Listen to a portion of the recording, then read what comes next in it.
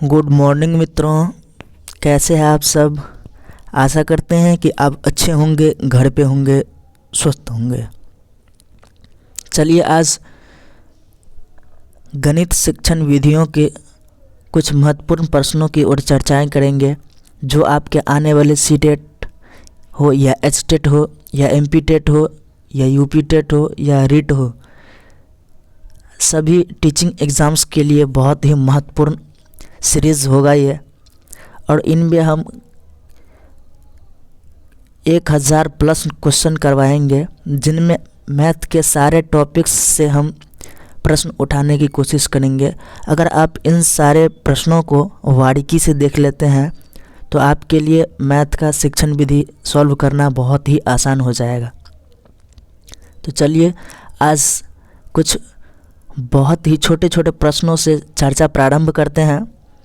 First number question क्या कहता है, देखिए, अमूर्तता, विशिष्टीकरण,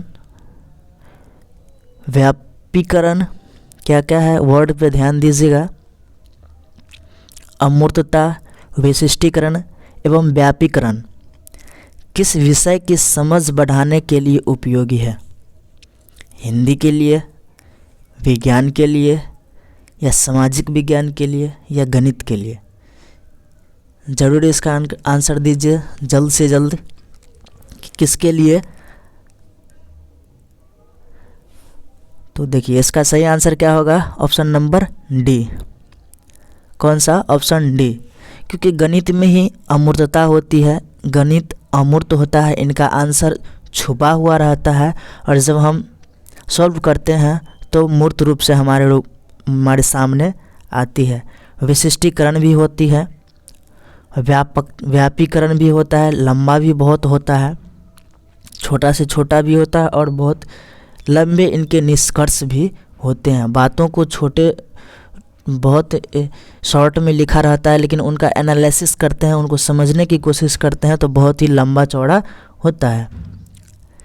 इसलिए इस तरह के विशेषता किसके अंदर पाया जाता है? तो गणित के अंदर पाया जाता है।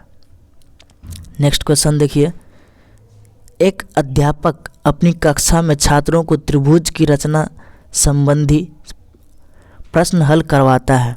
वह कक्षा में किस क्षेत्र से संबंधित शिक्षण कर रहा है? त्रिभुज से संबंधित रचना का जब ये प्रश्न करवा रहा है तो किससे संबंधित होगा? मापन संबंधी या मूल्यांकन संबंधी, अधिगम संबंधी या सांख्यिक संबंधी? किसके संबंधी होगा? तो जब भी ज्यामितीय आकृतियों के मापन की बात करें तो हमेशा क्या कहेंगे? तो मापन संबंधी बातें की जा रही हैं। कैसा संबंधी? मापन संबंधी, क्योंकि त्रिभुज के अंदर देखिए क्या होता है, तीनों भुजाओं को मापते हैं, फिर क्या करते हैं? ड्रॉ करते हैं फिगर, अर्थात त्रिभुज को मापन संबंधी प्रश्नों का हल करते हैं। तो किसके अंतर्गत करते हैं? मापन संबंधी करते हैं। कौन सा होगा? ऑप्शन नंबर फर्स्ट इसका सही हो जाएगा।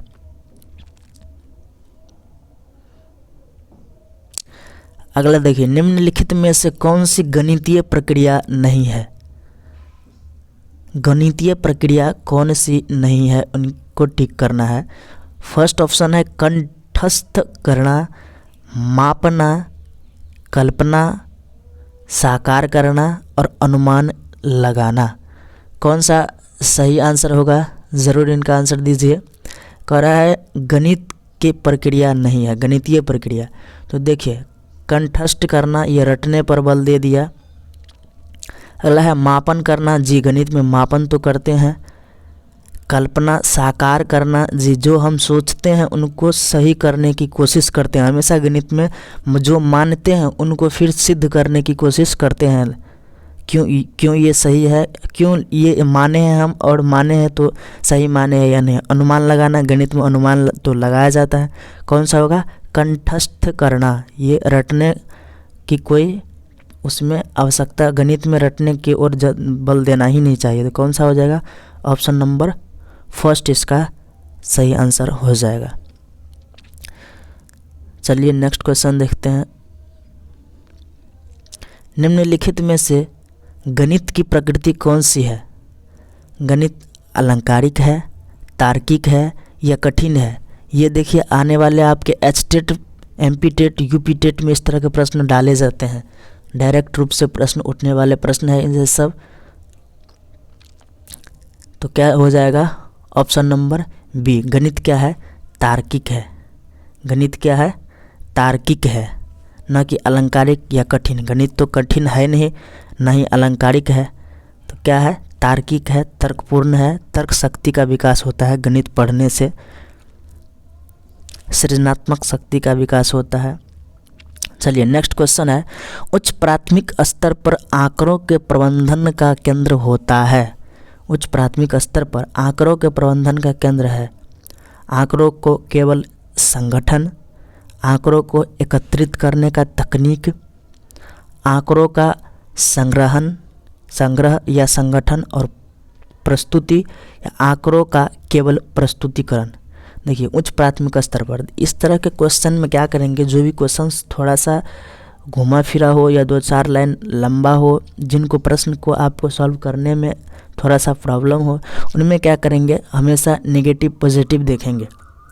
क्वेश्चंस पॉजिटिव होगा, वो यही देखना है कि क्वेश्चंस पॉजिटिव है या नेगेटिव है। उस तरह से भी हम ऑप्शंस को छाटेंगे और छाटने के बाद फिर कंपेयर करके उसका आंसर दे देंगे। ये इससे संबंधित हम बहुत सारे वर्ड्स बताएंगे, नेगेटिव वर्ड, पॉजिटिव वर्ड, कैसे क्वेश्चंस को छाटना है, एक वीडियो उन पे लेके आएंगे, बहुत ही जल्द आएंगे। उनमें हम आपको सारे बातें बताएंगे। कह रहा है उच्च प्राथमिक स्तर पर आंकड़ों के प्रबंधन का केंद्र होता है। आंकड़ों का केवल संगठन, देखिए इसमें केवल लगा है, तो एक केवल वाला आंसर क्वेश्चंस को में, इस तरह के क्वेश्चंस में केवल वाला ऑप्शन को पहले छाट दीजिए। केवल आंकड़ों का संगठन, और यहाँ भी देखिए कह रहा है आंकड़ों का केवल प्रस्तुतिकरण, छट गया। अब रह गया 2, बी और सी। कहता है बी कहता है आंकड़ों को एकत्रित करने की तकनीक, और सी कहता है आंकड़ों का संग्रह, संगठन और प्रस्तुतिकरण। तो उच्च प्राथमिक स्तर पर आंकड़ों के प्रबंधन का केंद्र जो होना चाहिए वो किसके अनुसार होना चाहिए, तो पहले आंकड़ों का संग्रहण करेंगे, संग्रहण करने के बाद संगठन करेंगे और फिर उसको क्या करेंगे, प्रस्तुत करेंगे। कैसा होना चाहिए? ऑप्शन नंबर सी इसका सही आंसर हो जाएगा। चलिए नेक्स्ट देखते हैं। अगला है, गणित को कहा जाता है विद्यार्थियों का दुश्मन, शक्तिशालियों की शक्ति, मन की भाषा, मस्तिष्क का व्यायाम। तो गणित को क्या कहा जाता है? गणित को मस्तिष्क का व्यायाम कहा जाता है। ये भी बहुत ही इम्पोर्टेंट पॉइंट है, ये भी पूछा जा सकता है इस तरह के क्वेश्चंस। गणित को क्या कहा जाता है? मस्तिष्क का व्यायाम कहा जाता है। नेक्स्ट है, योजना एक उद्देश्यपूर्ण क्रिया है जिसे मन लगाकर सामाजिक वातावरण में पूरा किया जाता है। गणित शिक्षण की योजना विधि की उक्त परिभाषा किसने दी? ये परिभाषा योजना विधि के, ये जो योजना विधि का परिभाषा है ये कौन दिए हैं? तो किलपैट्रिक दिए हैं। योजना विधि के जन्मदाता किसको माना जाता है? परियोजना विधि, तो किलपैट्रिक को माना जाता है परियोजना विधि। तो इस तरह के डिफिनेशन अगर ध्यान नहीं रहे तो ऐसे याद करना है कि योजना एक उद्देश्यपूर्ण क्रिया है, अर्थात कोई भी उद्देश्य जो योजना जो होता है, कोई भी योजना हम बनाते हैं तो उनके पीछे कोई ना कोई उद्देश्य होता है। तो इसको ऐसे याद रखना है। देखिए योजना एक उद्देश्यपूर्ण क्रिया है जिसे मन लगाकर सामाजिक वातावरण में पूरा किया जाता है। गणित शिक्षण की योजना विधि की उक्त परिभाषा सामाजिक वातावरण में ही किया जाता है, अर्थात किलपैट्रिक। क्या कहा? किलपैट्रिक, अर्थात किल, कहीं मान ली किसी से हमको गांव समाज में क्या होता है, झगड़ा होता है आपस में, तो क्या करते हैं, मान लीजिए यहाँ क्या करेगा कि किल ले लेगा एक, और पहले से योजना बनाया रहेगा कि अगर ये सामने में आएगा तो क्या करेंगे, किल भोंक देंगे। क्या भोंक देंगे? पेट में किल चुभा देंगे, पेट में किल चुभा देंगे। जब ये किल चुभाएंगे तो किसके, क्यों चुभाएंगे? योजना बनाकर, एक योजना के तहत, इसलिए वहाँ क्या समझ लेंगे, किलपैट्रिक होगा। जब भी योजना की बात करें तो किलपैट्रिक, किलपैट्रिक योजना बनाकर क्या करेंगे, किल चुभा देंगे, किलपैट्रिक। चलिए आप भी अपने स्तर से जो भी हो जैसे हो ध्यान रखिएगा।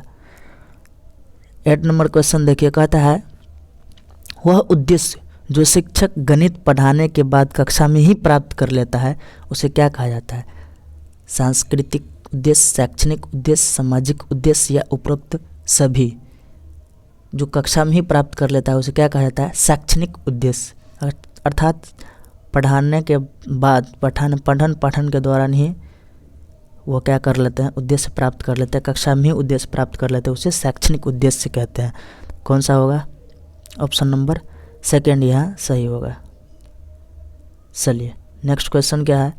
यह वास्तविक है कि गणित को बहुत से छात्र कठिन समझते हैं, अतः स्कूल और शिक्षक द्वारा ठोस कदम उठाए जाने चाहिए जिससे छात्रों के गणित के स्तर को बढ़ाया जा सके। उपरोक्त दृष्टिकोण है माध्यमिक शिक्षा बोर्ड का, मुदालियर आयोग का, शिक्षा नीति 1986 का या राधा कृष्णन का। यह किसका बढ़ाया गया कदम है, किसका दृष्टिकोण है? कौन इस तरह के सोच, इस तरह के बातें दिए थे सोच? ये शिक्षा नीति 1986 में कहा गया है। गणित क्या लगता है? बच्चों को बोझ लगता है और शिक्षक द्वारा जो कठोर कदम उठाए जाते हैं इससे छात्रों को गणित के स्तर को बढ़ाया जा सके। तो कौन सा होगा? ऑप्शन नंबर इसका सी सही हो जाएगा। कौन कहा था? सी, शिक्षा नीति 1986। नेक्स्ट देखिए, गणित की प्रकृति एवं संरचना में निम्न विशेषता पाई जाती है। तो गणित की प्रकृति और संरचना में क्या विशेषता पाई जाती है? ऑप्शन नंबर यहाँ 10 नंबर क्वेश्चन होगा। गणित विषय में अक्रमबद्धता मिलता है, गणित की भाषा सांकेतिक है, गणित एक रसहीन विषय है या गणित एक मूर्त विषय है। क्या होगा ऑप्शन? गणित एक रसहीन विषय है या गणित अक्रमबद्धता नहीं, अक्रमबद्धता तो गणित में नहीं होता। क्या होता है? क्रमबद्ध होता है। गणित की भाषा असांकेतिक है नहीं, गणित की भाषा क्या है? सांकेतिक है, इसलिए बी नंबर भी नहीं होगा। गणित एक रसहीन विषय है और गणित एक मूर्त विषय है। देखिए गणित मूर्त नहीं, कैसा विषय है? अमूर्त विषय है, इसलिए हम क्या कहेंगे? ऑप्शन नंबर सी सही हो जाए। गणित एक रसहीन विषय है क्योंकि उदासीनता देखने को मिलता है अधिकतर छात्रों में इस विषय के प्रति, इसलिए इनको रसहीन माना गया है। तो चलिए दोस्तों, आशा करते हैं कि वीडियो आपको अच्छा लगा होगा। अच्छा लगा हो तो दोस्तों के पास शेयर कीजिएगा। जो भी मित्र नए हैं चैनल को सब्सक्राइब ज़रूर कर लीजिएगा। अगले जो वीडियो लेके आएंगे इनमें थोड़ा सा जल्दीबाजी था, इसलिए हम अच्छे तरीक़े से एनालिसिस भी नहीं किए, बहुत जल्द प्रश्नों को करने की कोशिश किए हैं। आगे आने वाले नए वीडियो में हम बहुत ही अच्छी तरीक़े से सारे ऑप्शंस को अच्छा से एनालिसिस करेंगे, एक एक प्रश्न को क्यों सही हुआ, क्यों गलत हुआ, और ये भी बताएंगे कि कैसे प्रश्न को छांटना है, उसमें नेगेटिव पॉजिटिव छांटना भी बताएंगे। तो चलिए आज के लिए लेते हैं विदा। थैंक यू, धन्यवाद। अगर आप एस्टेट, यूपी टेट, रीट इन सभी एग्ज़ाम्स की भी तैयारी कर रहे हैं या सीटेट हो, सभी के लिए गणित शिक्षण विधियाँ बहुत ही महत्वपूर्ण हो जाता है। खासकर सीटेट में तो आपके 15 के 15 इसमें से पूछे जाते हैं। सीटेट के लिए तो रामबाण ही है। चलिए, थैंक यू।